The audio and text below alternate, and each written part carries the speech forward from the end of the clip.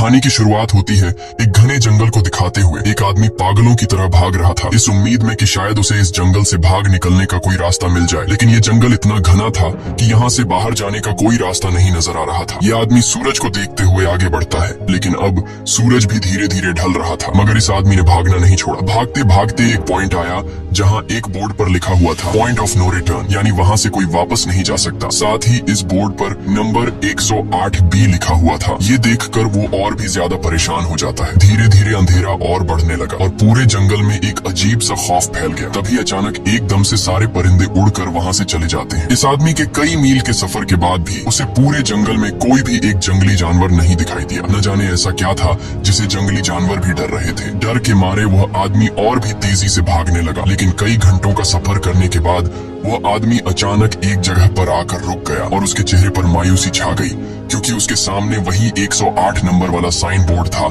जिस पर लिखा हुआ था पॉइंट ऑफ नो रिटर्न। अब आदमी को समझ आया कि चाहे मैं जितना भी भागूं पर इस जंगल से निकल नहीं सकता, इसलिए अब वो वहाँ छुपने की जगह ढूंढने लगा, लेकिन वहाँ उसे छुपने के लिए कोई सेफ जगह नहीं मिली। इसीलिए अब वो पेड़ के ऊपर चढ़ जाता है, पर तभी उस पेड़ की टहनी टूट गई, जिससे वो आदमी काफी ऊंचाई से नीचे जमीन पर आ गिरा। पेड़ से गिरने के बाद वो बहुत ज्यादा जख्मी हो चुका था, उसे काफी गहरी चोटें आई। इससे पहले कि वो बेहोश हो जाता तभी अचानक जमीन हिलने लगी और अजीब सी गुर्राने की आवाजें आने लगी। वो आवाजें सुनकर आदमी के गले में सांसें अटक गई। तभी अचानक कोई उसे खींच कर ले गया। खींचने वाला कौन था ये नहीं दिखाया गया, लेकिन हमें उस आदमी की दर्द भरी चीखें सुनाई दी गई। इस इंसिडेंट के 6 दिन बाद हमें शहर में मीना नाम की एक लड़की को दिखाया जाता है जो एक बर्ड शॉप में काम करती है। तभी उसका बॉस आता है और मीना को एक गोल्डन पैरट को शहर से दूर एक जू में डिलीवर करने का ऑर्डर देता है। मीना बॉस की बात को मानते हुए अब उस पैरट को डिलीवर करने जाती है। मीना गाड़ी में बैठकर अपने मोबाइल में उस जू का लोकेशन सेट कर लेती है और अपने सफर पर निकल पड़ती है। शहर से बाहर निकलने के बाद वो एक बोर्ड पर बहुत सारे लोगों के मिसिंग फोटोज देखती है, यानी वहाँ पर कई सारे लोग गायब हो चुके थे, लेकिन मीना उन पर ज्यादा ध्यान नहीं देती और आगे बढ़ने लगती है। आगे बढ़ते दौरान मीना शॉर्टकट लेते हुए जंगल के रास्ते से गुजरती है ताकि वो जल्दी से इस पैरट को जू तक डिलीवर कर दे, और वो पहुँच गई जंगल के बीचों बीच। ये वही जगह है जहाँ हम पहले एक आदमी को गायब होते देख चुके हैं। वहाँ आकर मीना बुरी तरह से फंस चुकी थी। वो अपने मोबाइल पर मैप देखती है, लेकिन वहाँ मोबाइल के सिग्नल नहीं आ रहे थे और उसके कार का रेडियो भी काम नहीं कर रहा था। मीना अब वहाँ से वापस निकलने लगी, लेकिन अब उसे वहाँ से बाहर निकलने का रास्ता समझ नहीं आ रहा था। थोड़ी देर बाद मीना की गाड़ी भी खराब हो गई। मीना गाड़ी से बाहर निकलती है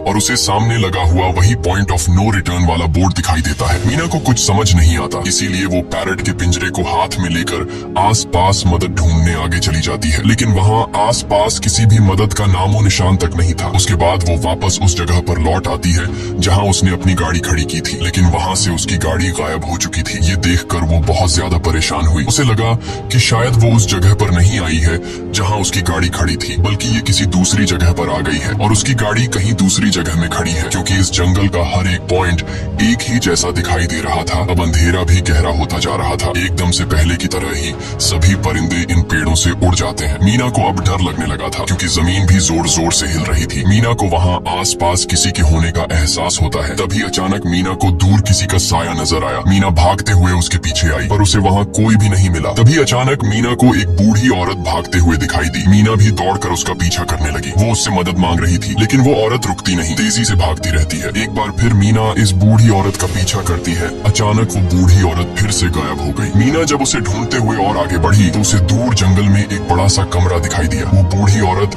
उस कमरे के दरवाजे को खोलकर मीना से कहती है, अगर जिंदा रहना चाहती हो तो जल्दी से अंदर आओ। ये सुनते ही मीना बिना सोचे समझे दौड़ते हुए उस कमरे की तरफ गई। मीना के अंदर आते ही उसने गेट को लॉक कर दिया। मीना देखती है कि ये कोई अजीब सा कमरा है जिसमें एक बहुत बड़ा सा मिरर लगा हुआ था। उस बूढ़ी औरत के साथ यहाँ 2 और लोग भी थे। मीना घबरा कर उन लोगों से पूछती है, ये कौन सी जगह है? इस पर उस बूढ़ी औरत ने जवाब दिया कि इस जगह को हम दी कोब कहते हैं। मेरा नाम है मैडलिन, ये लड़की है कियारा और इस लड़के का नाम है डेनियल। बूढ़ी औरत मीना से कहती है कि अभी बातचीत का वक्त नहीं है, तुम जल्दी से हमारे साथ मिरर के सामने खड़ी हो जाओ, क्योंकि कोई हमें देखने आने वाला है। मीना पूछती है, आखिर हमें कौन देखने आ रहा है? तो वो बूढ़ी औरत उससे कोई जवाब नहीं देती। एकदम बाहर से अजीब सी आवाजें आने लगी। मीना डर के मारे पूछती है कि ये आवाज किस चीज की है? तो कियारा मीना को बताती है कि इन्हें हम वॉचर्स कहते हैं। वे शीशे के दूसरे ओर से हमें देख रहे हैं, पर हम उन्हें नहीं देख सकते। वे हर रात सूरज ढलने के बाद यहाँ आते हैं और हमें देखते रहते हैं जब तक सुबह का सूरज नहीं निकल आता। तभी शीशे के दूसरी तरफ से शोर आने लगा। मीना पूछती है, ये शोर कैसा है? उस बूढ़ी औरत ने बताया कि वॉचर्स तुम्हारे आने से खुश हैं, तुम्हें यहाँ देखकर तालियां बजा रहे हैं। मीना बुरी तरह से कंफ्यूज थी। वो जल्द से जल्द यहाँ से निकलना चाहती थी। मैडलिन जिन्हें वॉचर्स कह रही थी, न तो अब तक मीना ने उन्हें देखा और न ही किसी और ने देखा था। रात गुजर जाती है। सुबह होने पर ये लोग उस जगह से बाहर निकल आते हैं। मैडलिन बताती है कि वे वॉचर्स सिर्फ रात में ही बाहर निकलते हैं। दिन के वक्त हम लोग जंगल में आजाद घूम सकते हैं। मीना रात भर यही सोच रही थी कि कब सुबह होगी और जल्दी से मैं इस जंगल से बाहर निकल जाऊं। इसीलिए वह फौरन जंगल से बाहर निकलने का रास्ता ढूंढने लग जाती है। तब मैडलिन बाकी सबको उसे रोकने से मना कर देती है, जैसे कि वह जानती हो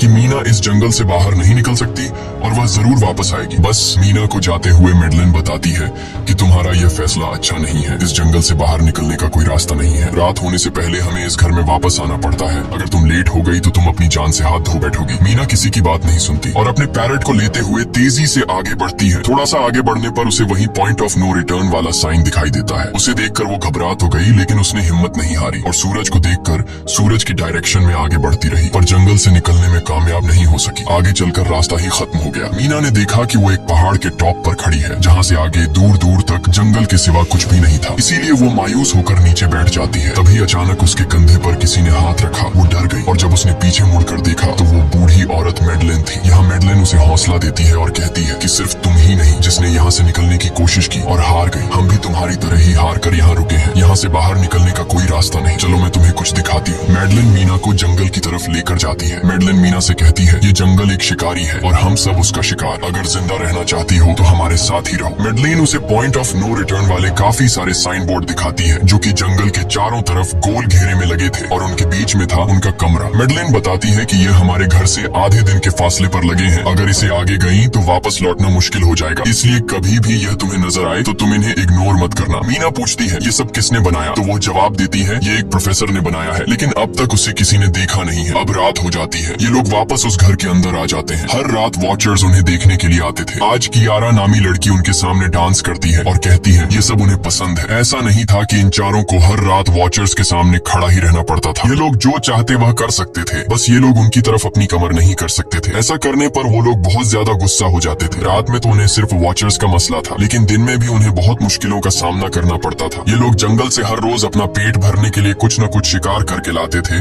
जिससे उनका गुजारा हो जाता। अगले दिन कियारा और मीना दोनों जंगल में शिकार करने जाती हैं। मीना कियारा से पूछती है कि आखिर ये वॉचर्स चाहते क्या? कियारा बताती है, मुझे भी कुछ खास नहीं पता, लेकिन मैडलाइन कहती है कि ये वॉचर्स हमें देखते हैं, हमें ऑब्जर्व करते हैं, लेकिन अगर हमने वॉचर्स को देखा तो हम पागल हो जाएंगे, क्योंकि वॉचर्स बहुत ही खूंखार दिखते हैं। कियारा अब उसे एक गड्ढा दिखाती है और कहती है, ऐसे बहुत से गड्ढे इस जंगल में मौजूद हैं। दिन के वक्त सारे के सारे वॉचर्स उन गड्ढों में रहते हैं और रात में वो यहाँ से बाहर निकल आते। दिन के वक्त ये लोग इसलिए बाहर नहीं आ सकते क्योंकि सूरज की रोशनी उनकी स्किन जलाती है। कियारा मीना को बताती है कि वो 5 महीने पहले अपने पति के साथ इस जंगल में आई थी और तब से वो दोनों यहाँ फंसे हुए थे। पर आज से 6 दिन पहले मेरा पति जंगल में रास्ता ढूंढने निकला है। मुझे उम्मीद है कि वो जरूर वापस आएगा और हम सबको यहाँ से सेफली ले जाएगा। यहाँ हमें मालूम होता है कि असल में कियारा का हस्बैंड वही आदमी था जिससे हमने मूवी के स्टार्ट में देखा था, जिसे कोई यहाँ से खींच कर ले गया और अब वो मारा जा चुका है। इस तरह से बातें करते हुए ये दोनों कमरे के पास वापस लौट आए। यहाँ मैडलिन ने मीना को 3 रूल समझाती है जिंदा रहने के लिए। सबसे पहला ये कि वो रात के वक्त घर का दरवाजा नहीं खोलेगी। दूसरा, रात में वो आईने की तरफ अपनी कमर नहीं करेगी। और तीसरा ये कि दिन के वक्त वो उन गड्ढों के पास नहीं जाएगी और जितना हो सके रोशनी में रहेगी। जब तक तुम इन रूल्स को फॉलो करोगी तब तक तुम जिंदा रहोगी। लेकिन मीना को मैडलाइन की बातों पर बिल्कुल भी भरोसा नहीं होता। अब उस रात मीना इन वॉचर्स के बारे में जानना चाहती थी, इसीलिए वो शीशे के साथ कान लगाकर आवाजें सुनने की कोशिश करती है। जब उसे कुछ सुनाई नहीं देता तो मीना को मैडलिन की बताई गई वॉचर्स की बातें फेक लगने लगती हैं। इसलिए वह रूल्स को तोड़ते हुए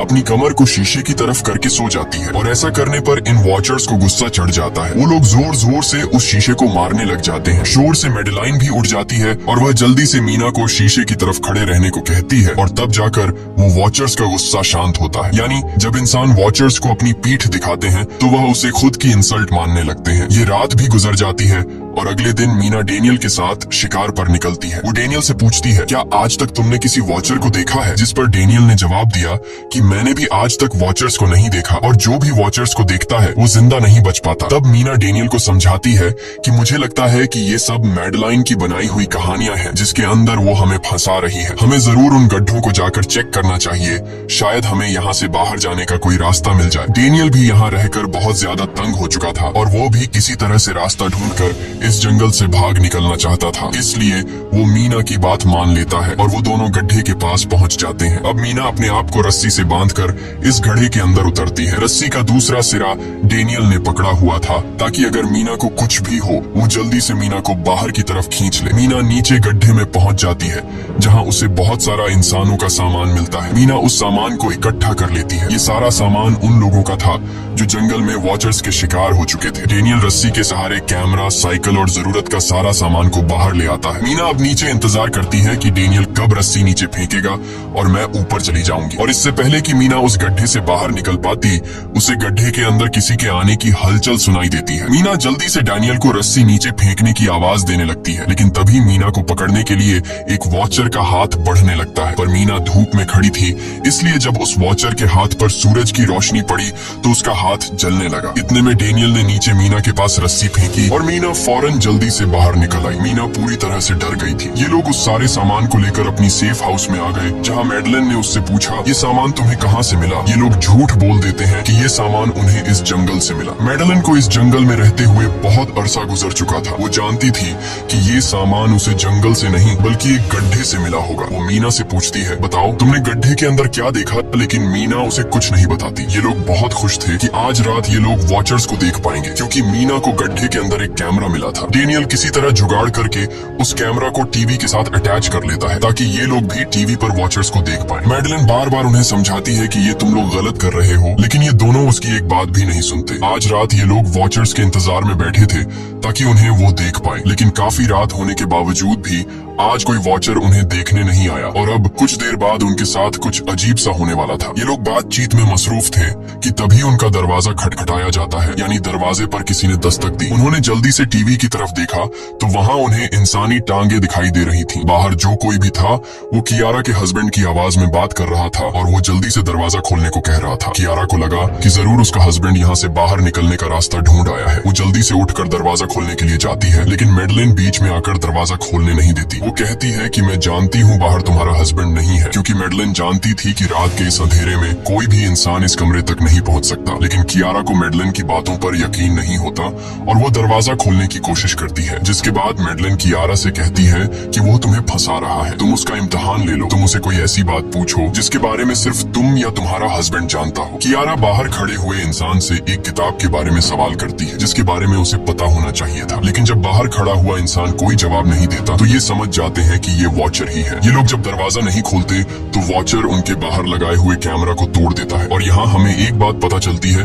कि वॉचर्स इंसान के रूप में भी खुद को बदल सकते हैं। वॉचर्स उनकी इस हरकत पर बहुत ज्यादा गुस्सा हो गए थे। वे बहुत तेजी से शीशे को मारने लगे, जिससे शीशे में एक बड़ा क्रैक भी आ जाता है। लेकिन यहाँ मैडलिन समझदारी दिखाते हुए सबको लाइन से शीशे की तरफ खड़ा कर देती है, जिससे वॉचर्स का गुस्सा थोड़ा बहुत ठंडा हो जाता है और वे वहाँ से चले जाते हैं। अब यहाँ मीना मैडलिन को बताती है कि हमने गड्ढे में से ये सारा सामान चुराया था। ये सुनकर मैडलिन बहुत ज्यादा गुस्सा हो जाती है कि तुम लोगों ने दूसरा रूल भी तोड़ दिया। अगली सुबह मैडलिन उस गड्ढे से लाया हुआ सारा सामान उठाकर वापस उसी गड्ढे में फेंक देती है, जिससे उन वॉचर्स का गुस्सा थोड़ा शांत हो जाता है। मगर अब इन लोगों को जंगल में बहुत ही ज्यादा अजीब चीजें दिखाई देना चालू हो गई थी और उसका सबसे ज्यादा असर डेनियल पर होता है। डेनियल अचानक बात बात पर बहुत ज्यादा गुस्सा करने लग जाता है। दूसरी तरफ कियारा, जिससे पहले उम्मीद थी कि उसका हस्बैंड जिंदा है और वो यहाँ आकर उसे यहाँ से बचा लेगा, लेकिन अब उसे पता चल चुका था कि उसका हस्बैंड अब वापस नहीं आएगा, जिसकी वजह से वह अंदर ही अंदर पूरी तरह से टूट चुकी थी और वो डिसाइड करती है कि वह वॉचर्स के इन गड्ढों में कूद कर अपनी जान दे देगी, क्योंकि अब उसके पास जीने की कोई वजह नहीं रही। वह ऐसा करने ही वाली होती है कि मीना आकर उसे बचा लेती है। इसी बीच हम देखते हैं कि डेनियल मैडलिन की तरफ अजीब तरह से देख रहा होता है और वह गुस्से में आकर मैडलिन को पेड़ के साथ बांध लेता है। डेनियल ने कहा कि अब मैं इस बुढ़िया के कोई रूल्स नहीं मानूंगा, अब यहाँ सिर्फ मेरी बात मानी जाएगी। अब रात होने वाली थी, इसलिए डेनियल कमरे की तरफ भागा और कियारा भी उसके पीछे भागी, लेकिन मीना मैडलिन के पास आई और उसकी रस्सियां खोलने लगी। दूसरी तरफ डेनियल ने कियारा को लेकर लेकर कमरे का दरवाजा अंदर से बंद कर दिया और मीना और मैडलिन को बाहर वॉचर्स के लिए छोड़ दिया। मीना और मैडलिन डेनियल से दरवाजा खोलने के लिए गिड़गिड़ाते रहे। डेनियल से रिक्वेस्ट करते हैं कि प्लीज दरवाजा खोल दो, लेकिन डेनियल ने दरवाजा नहीं खोला। अब बाहर चारों तरफ अंधेरा छा गया और वॉचर्स के आने का टाइम हो गया, इसलिए अब मजबूरन उन्हें अपनी जान बचाने के लिए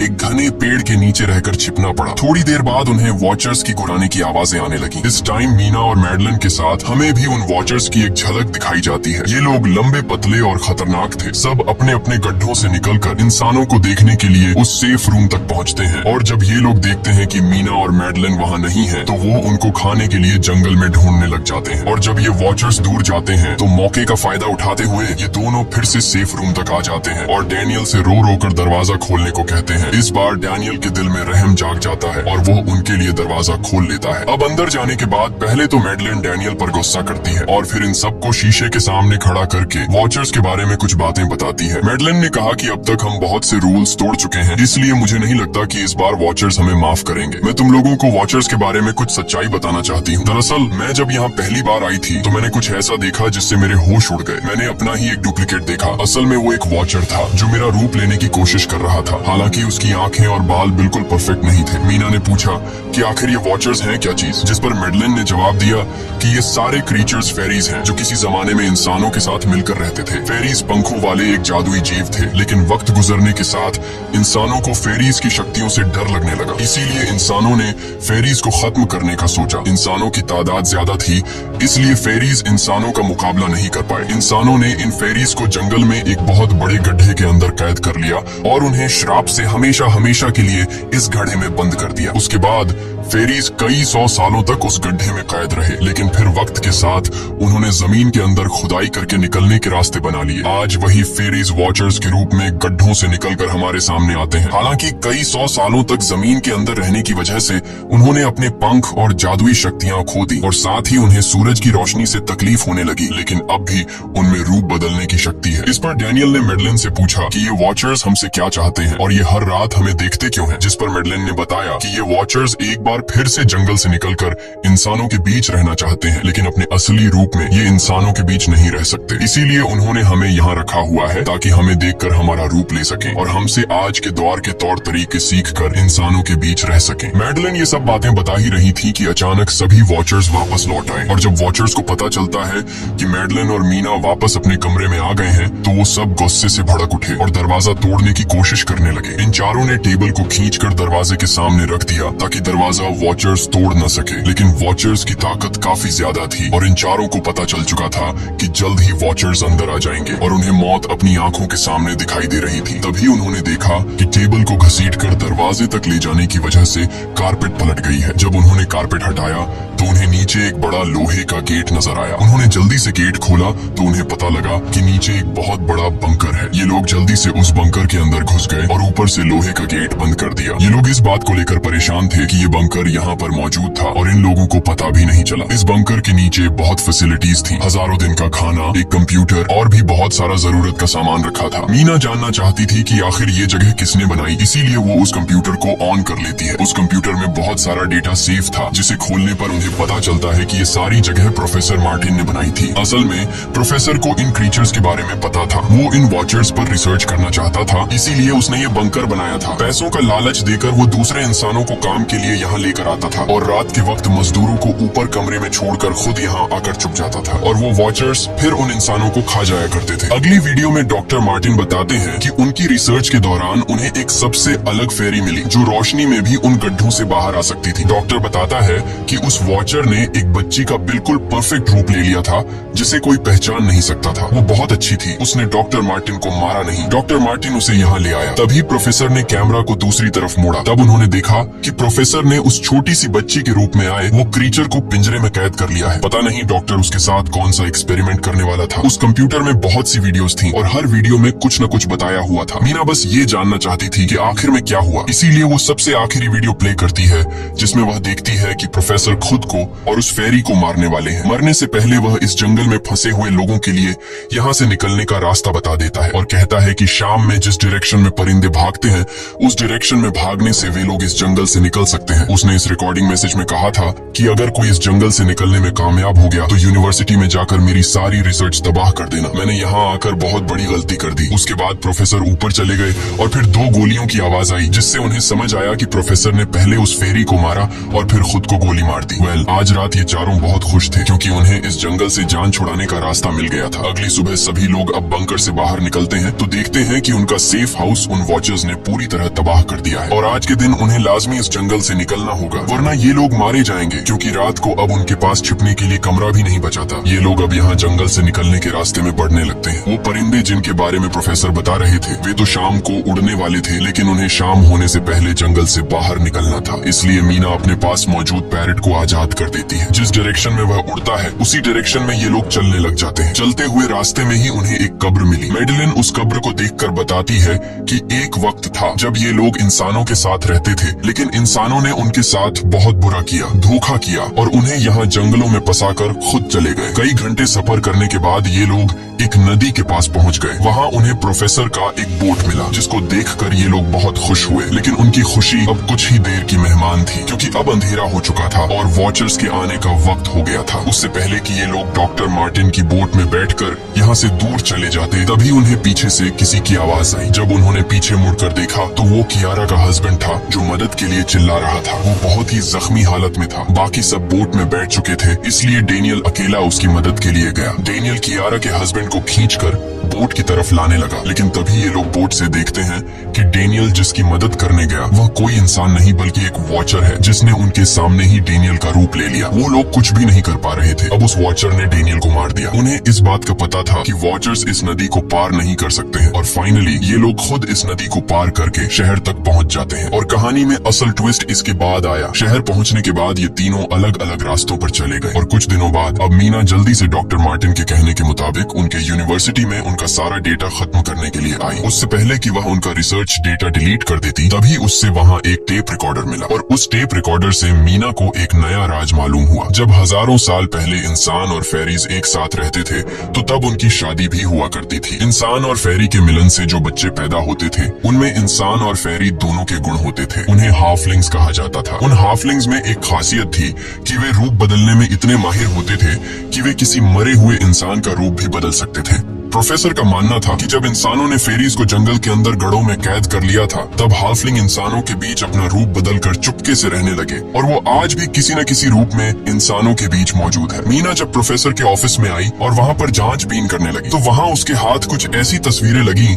जिसने उसके होश उड़ा दिए। उसने देखा कि तस्वीर में जो प्रोफेसर के साथ लेडी खड़ी है वो कोई और नहीं बल्कि मेडलिन है और असल में मेडलिन प्रोफेसर की वाइफ है। वो कंफ्यूज हो जाती है कि मेडलिन ने उसे यह बातें क्यों नहीं बताई। इस भारी कंफ्यूजन को शेयर करने के लिए वो कियारा के पास आती है और उसे बताती है कि जिस मेडलिन से हम जंगल में मिले थे वो असल में प्रोफेसर मार्टिन की वाइफ है, लेकिन उसने हमें यह सच्चाई इसलिए नहीं बताई क्योंकि वो खुद एक इंसान नहीं बल्कि एक रूप बदलने वाली फेरी थी। मैंने जब रिसर्च किया तो मुझे पता चला कि काफी साल पहले प्रोफेसर की वाइफ मेडलिन कैंसर की वजह से मर गई थी। ये सुनकर कियारा कहती है कि फिर वो मेडलिन कौन थी जो इतने समय से हमारे साथ थी। इस पर मीना कहती है मुझे सब समझ आ रहा है। दरअसल प्रोफेसर अपनी वाइफ के मरने से बहुत दुखी थे और उसे हर हाल में वापस पाना चाहते थे और जब प्रोफेसर को इन रूप बदलने वाली फेरीज के बारे में पता चला तो प्रोफेसर ने उस रूप बदलने वाली फेरी को पिंजरे में कैद किया जो एक बच्ची का परफेक्ट रूप लेकर उनके पास आई थी। प्रोफेसर ने अपनी वाइफ की फोटो दिखाते हुए उस फेरी को अपनी वाइफ मेडलिन जैसा बना दिया क्योंकि वो फेरी बाकी फेरीज से अलग थी। वो दिन में भी बाहर आ सकती थी। मीना ने कहा कि मैंने मेडलिन को यहाँ बुला लिया है, हमें किसी तरह से करके उसे वापस जंगल भेजना होगा। तभी एक कार वहाँ आकर रुकी। जब उस कार से जो इंसान उतरा उसे देखकर मीना के गले में सांस अटक गई। वो कियारा थी, यानी कि अब तक जो मीना के साथ थी वो मेडलिन थी। उसने कियारा का रूप ले रखा था। कियारा जैसे ही घर के अंदर आई तभी मेडलिन ने कियारा के हस्बैंड के रूप में बदलकर उसे बेहोश कर दिया। मीना ने मेडलिन से कहा आखिर तुम चाहती क्या हो, जिस पर मेडलिन गुस्से में आकर कहा मैं फेरीज की सबसे अलग मखलूक हूँ। मेरे सभी साथी बचपन से मुझे चिढ़ाते थे, वो मुझे अपने साथ नहीं रहने देते क्योंकि मैं सबसे अलग थी। मैं उस जंगल में अकेली पड़ चुकी थी और मैं उस जंगल से निकलकर बाहर लोगों के साथ मिलकर रहना चाहती थी। फिर एक दिन प्रोफेसर उस जंगल में आया,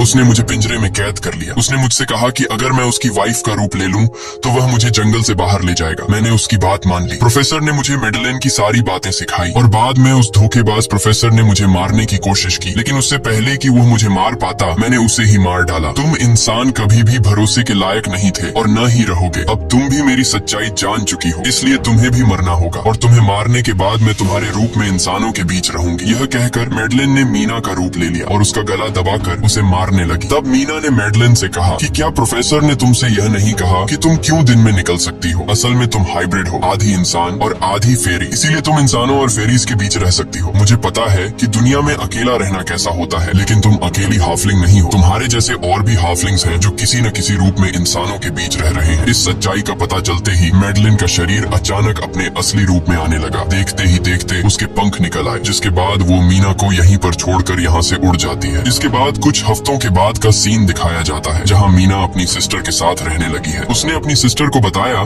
कि शायद वो फेरी अभी भी मेरा पीछा कर रही है। तब मीना की सिस्टर उसे कहती है कि तुम डरो मत, ऐसा कुछ नहीं है। और कहानी के एंड में हम एक छोटी बच्ची को देखते हैं जो कि उस वक्त मीना के घर के नीचे खड़ी थी। ये कोई और नहीं बल्कि मेडेलिन थी, जो अब उनके दुनिया में उस रूप में रह रही है। और इसी के साथ ये कहानी खत्म हो जाती है। अगर आपको ये वीडियो अच्छी लगी हो तो हमारे चैनल को सब्सक्राइब और वीडियो को लाइक जरूर कीजिएगा।